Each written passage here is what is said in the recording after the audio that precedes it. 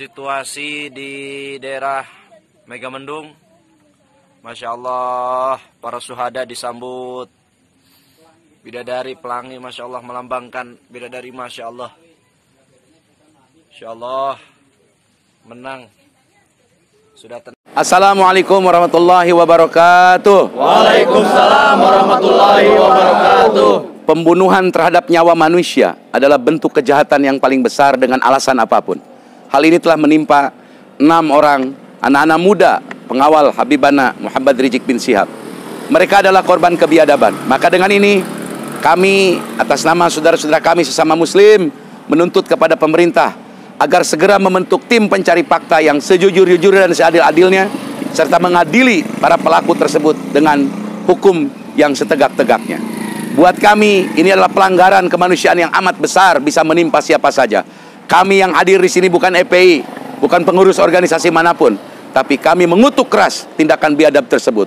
Oleh karena itu sekali lagi kepada pemerintahan Bapak Jokowi untuk membentuk tim pencari fakta seadil-adilnya dan segera mencopot posisi Kapolda Metro Jaya dan Kapolri Idham Aziz. Karena hari ini adalah perbuatan yang amat biadab yang terjadi di negara Indonesia.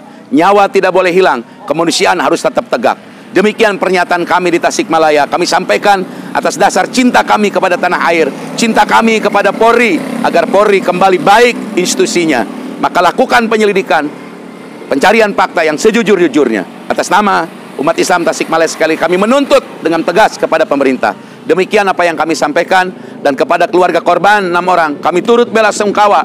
Semoga ke-6 orang ini menjadi ahli syahidnya Allah yang bisa menyelamatkan kelak di akhirat. Demikian hadanallahu wa yakum ajmain. Assalamualaikum warahmatullahi wabarakatuh. Waalaikumsalam. Takbir. Takbir. Takbir. Di Masjid Aktawa Cicurug kami menyatakan ini dengan ikhlas dan tulus tanpa kepentingan apapun. Terima kasih. Yuk. Informasi dari pihak kepolisian dan informasi dari Front Pembela Islam. Informasi dari pihak kepolisian mengatakan bahwa mereka sedang membuntuti, mengikuti iring-iringan dari mobil yang dikendarai oleh Habib Rizik Syihab dan para pengawalnya, dan kemudian terjadi tembakan-tembakan, dan mereka kemudian menembak balik, 6 orang meninggal. Itu versi polisi yang saya baca di dalam berita. Versi FPI mengatakan Habib Rizik Syihab dan keluarga sedang menuju ke wilayah Karawang Timur, paling tidak itu di tol Karawang Timur, dan dihadang oleh orang tak dikenal. Artinya orang itu tidak menggunakan identitas atau seragam. Kemudian mereka menembaki mobil dari para pengawal Habib Rizik, dan kemudian mereka diculik, tidak diketahui keberadaannya. Bahkan ada berita sebelumnya mengatakan tidak diketahui keberadaan mereka.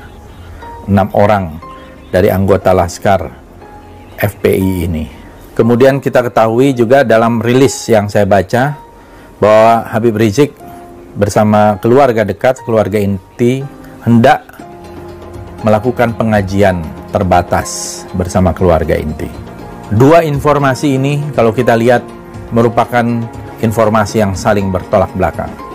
Pertama, saya ingin menanggapi bahwa bagaimanapun peristiwa apapun, apalagi dalam sebuah peristiwa yang tidak ada kaitannya dengan terorisme, tidak ada kaitannya dengan separatisme, tidak boleh ada darah yang tumpah. Karena konstitusi kita mengatakan melindungi segenap tumpah darah Indonesia. Habib Rizik dan para pengikutnya adalah warga negara Indonesia, warga yang terhormat.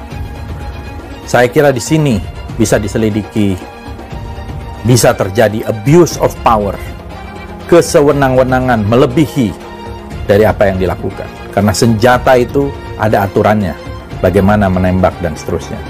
Saya yakin bahwa Habib Rizik dan para pendukung Habib Rizik adalah orang-orang warga Muslim di Indonesia yang cinta damai, cinta kepada tanah air, cinta kepada bangsa ini. Tidak akan menggunakan kekerasan, tidak akan menggunakan senjata. Dan senjatanya dari mana? Oleh karena itu, menurut saya, peristiwa ini harus segera diselidiki. Kalau perlu oleh sebuah tim yang independen. tim gabungan pencari fakta yang independen, sehingga betul-betul terungkap siapa yang melakukan kesalahan. Saya bersaksi bahwa Habib Rizik adalah orang yang baik, orang yang banyak pengikutnya, dan saya yakin beliau cinta kepada tanah air. Tetapi belakangan ini dengan kedatangan beliau yang mendapatkan sambutan dari lautan manusia, kelihatannya ada yang merasa terganggu.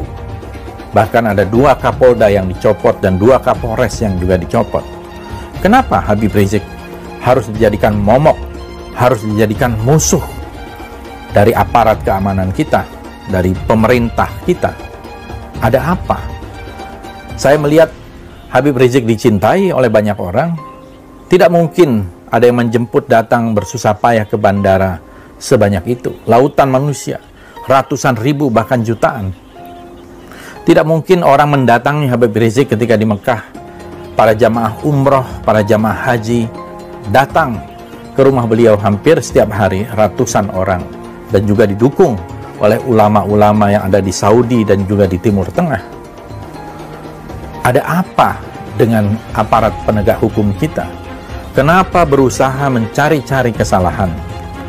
Soal kerumunan, sudah jelas ada aturannya, sudah ada denda yang dibayarkan 50 juta, padahal juga banyak kerumunan-kerumunan lain yang tidak diselidiki oleh aparat kepolisian, termasuk di dalam acara pilkada, acara maulid-maulid di berbagai tempat, acara keagamaan di tempat lain, acara apel dan sebagainya.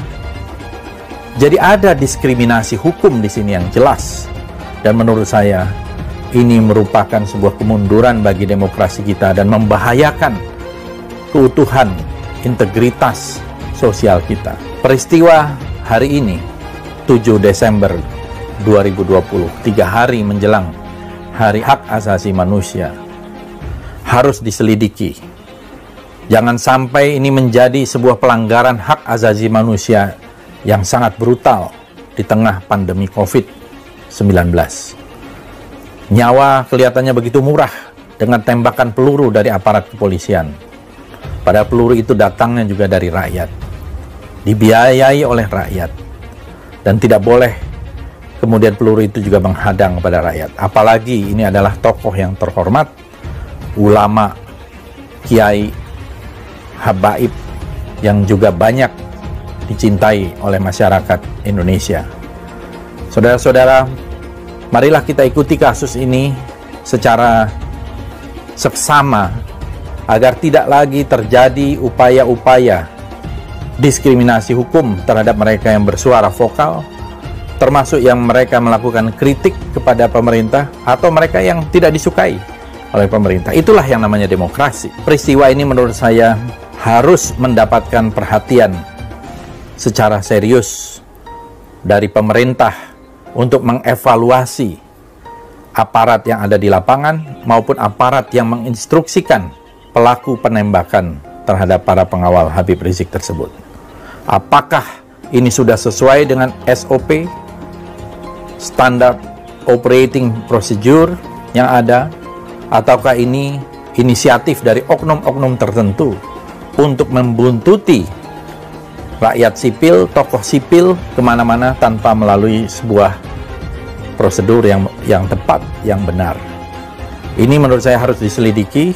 Siapa yang melakukan perintah untuk melakukan penguntitan terhadap Habib Rizik dan para pengikutnya, termasuk juga melakukan penembakan, penghadangan, penyerangan, dan mungkin juga penculikan.